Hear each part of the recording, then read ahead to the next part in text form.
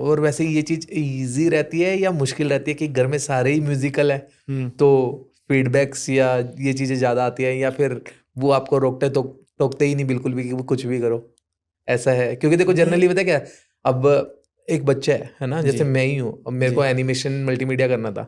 जी अब फैमिली अलग बैकग्राउंड से आती है तो उनको समझाना बहुत मुश्किल है कि मुझे ये करना है, हम्म और आप तो सेम बैकग्राउंड से ही आते हो, वो चीज। क्रिटिसिज्म बहुत ज़रूरी है, हाँ। बहुत ज़्यादा ज़रूरी है। ओके। रिजेक्शन बहुत ज़्यादा ज़रूरी है, एक आर्टिस्ट के लिए, एक सिंगर के लिए, एक कंपोजर के लिए, एक म्यूजिक डायरेक्टर के लिए। हम्म। अगर सारी चीज़ें वाह वाह होती रहेगी ना तो आप हवा में ही घूमते रहोगे। तो जैसे अब कोई हम रिकॉर्डिंग कर रहे होते हैं, हाँ। मेरी मोस्टली रिकॉर्डिंग वही भाई करते हैं, ठीक है। रवि भाई करते हैं। तो अब मैं कब मेरे को ऐसा लगता है यार मैं तो इतना अच्छा टेक दे चुका हूँ, हाँ। मैं कहा, भाजी सुनना यार, हंस रहा है देखो वहाँ बैठे बैठे।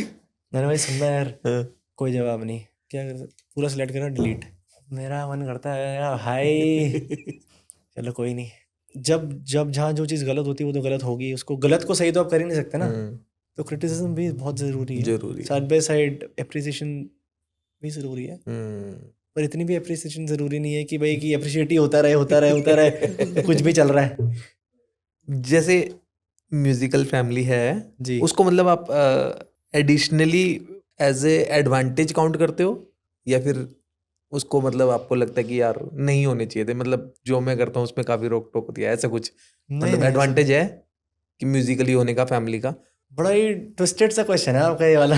नहीं मतलब होता है, देखो अभी फैमिली के अंदर जैसे म्यूजिकली लोग हैं सारे के सारे, उसको आप एज ए एडवांटेज लेते हो या फिर एज ए मतलब रिस्ट्रिक्शंस लेते हो कि यार नहीं, मतलब जैसे हम दोनों है ना, हम हस्बैंड वाइफ हैं। जी अब कई बार ऐसा होता है कि जैसे अगर ये डिजाइनर ना होते हाँ जी तो शायद हमारे थोड़े डिस्प्यूट ज्यादा होते हैं चीजों को जी लेके, है ना, कि वो मेरे को समझ ना पाते कि यार ये टाइम पे क्यों नहीं आता है, इतना टाइम क्यों लगाता है, म्यूजिक स्टूडियो में टाइम क्यों स्पेंड करता है, डिजाइन क्लाइंट से मीटिंग क्यों करने जाता है, ऐसे उस एंगल से पूछ रहा हूँ कि वो बेनिफिट लगता है आपको, एडवांटेज लगती है, या फिर ब्लॉकेज लगती हैं चीजों को लेके?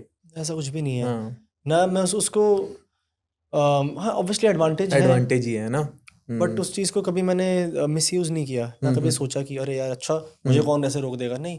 अभी अरिजीत सर का एंड आतिफ भाई का शो था, तो आई मेड श्योर कि मैं मतलब 7 बजे PM 7 PM ऑनवर्ड स्टार्ट था वो, मतलब शो थोड़ा लेट स्टार्ट होता है बट क्राउड के लिए I was there by 4 PM। Okay. मैं धूप में अकेला कैब लेके खड़ा हुआ था बिल्कुल आगे, ओके। एंड मेरे को क्योंकि मेरे को था कि भाई कि वो कैसे साउंड कैसे बन रही है, लाइव साउंड के बैलेंस कैसे हो रहा है, I wanted to have that moment. And उससे कोई मुझे I bought the ticket on my own and I went. मैं चाहता मैं बोल सकता था कि मेरे को बिल्कुल नेक्स्ट, पर नहीं, वो उसका जो मज़ा है वो फिर वो रह जाएगा ना लाइफ में।